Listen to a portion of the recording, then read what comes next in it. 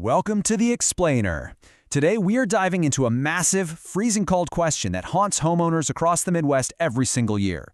You know all that growing buzz about home electrification and efficiency? Well, the myth we are investigating today remains pretty stubborn. Do heat pumps actually work in brutal, below-zero winters? We're putting that exact question under the microscope using targeted insights from heating professionals to give you the facts you need. Right? It's the big elephant in the room for anyone staring down a long winter. What really happens to this equipment when the wind chill drops and temperatures plunge below zero? Honestly, it's a genuinely terrifying thought to lose heat in the dead of January. But to understand the answer and why heat pumps don't just magically stop working, we have to look closely at the mechanical physics of how these systems actually operate in the extreme cold.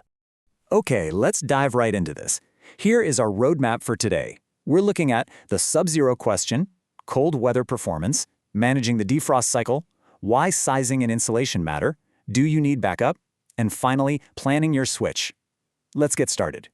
Section 1. The sub-zero question. We're talking about moving versus creating heat. So, there's a fundamental difference we need to understand right off the bat. Traditional gas furnaces, they create heat. They literally burn fuel to make a flame. But heat pumps are a totally different animal. They don't burn a thing. Instead, they use electricity to transfer or move heat from the outside air right into your home. Now, you might be wondering, if it's freezing outside, where on earth is the heat coming from? Because they rely on moving existing heat, the real concern isn't about a flame going out. It's really just about what happens to the machine when that outdoor thermal energy gets super scarce. Moving on to Section 2, cold weather performance. Let's look at the reality of the chill. You kind of have to think of your heat pump as a mechanical hero. When that outdoor air gets colder, the available heat naturally decreases. But the system doesn't just quit. Instead, it rolls up its sleeves and works a whole lot harder to capture that scarce thermal energy. In those really low temperatures, you'll see the system cycling more frequently. Now, this increased workload does reduce your heating efficiency, which engineers measure with metrics like COP and HSPF. And yeah, it can raise your operating costs a bit, but the system is still out there fighting for you. It's just burning a bit more energy to win the battle. Section 3. Managing the defrost cycle, or as I like to call it, battling the ice. Now, the defrost cycle is a totally natural, expected behavior that a lot of folks actually mistake for a system failure. In deep winter, especially when it's a bit humid out, ice is absolutely going to accumulate on the outdoor coils of the unit. To battle this ice, the heat pump literally has to periodically reverse or adjust its operation just to melt that frost away.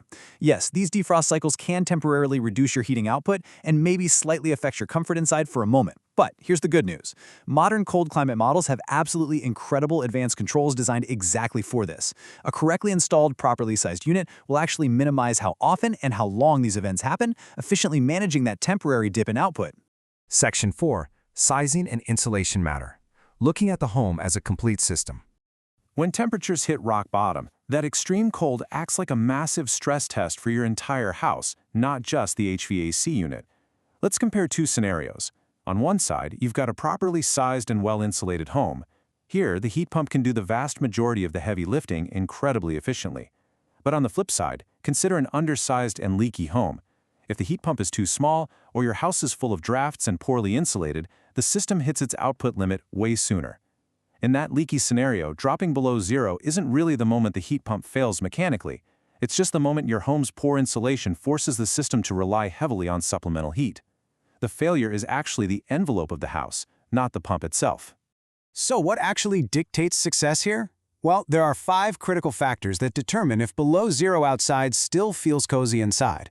First up, correct sizing. This means your installer runs an industry-standard Manual J heat load assessment to know exactly what your specific home needs.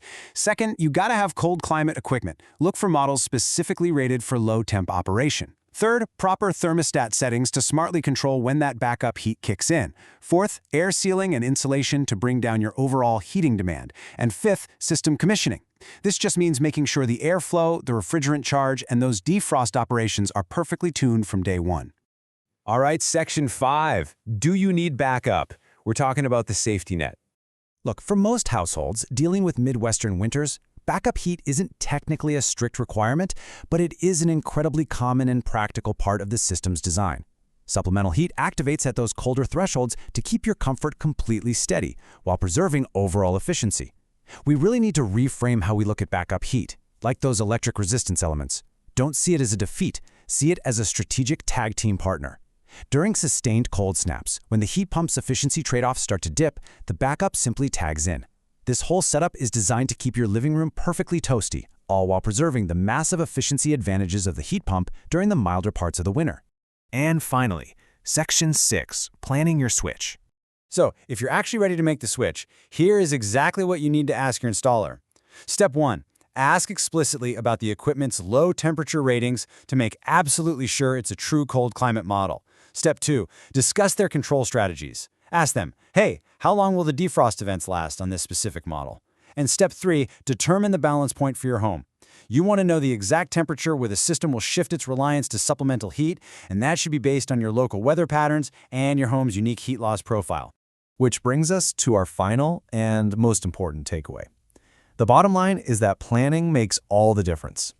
Heat pumps absolutely hold up and remain incredibly capable during sub-zero cold. The real secret to surviving and thriving in the winter isn't just buying a fancy piece of equipment. It's about pairing a well-designed, properly sized system with an efficient, airtight home. When you do that, the heat pump can easily do the heavy lifting all winter long. So knowing that your home's insulation and setup might actually be the real bottleneck to your winter comfort, I'm going to leave you with this final thought. Before you ask if a heat pump can handle the winter, can your house? Thanks so much for joining us on this explainer. Keep learning, stay warm, and we'll catch you next time.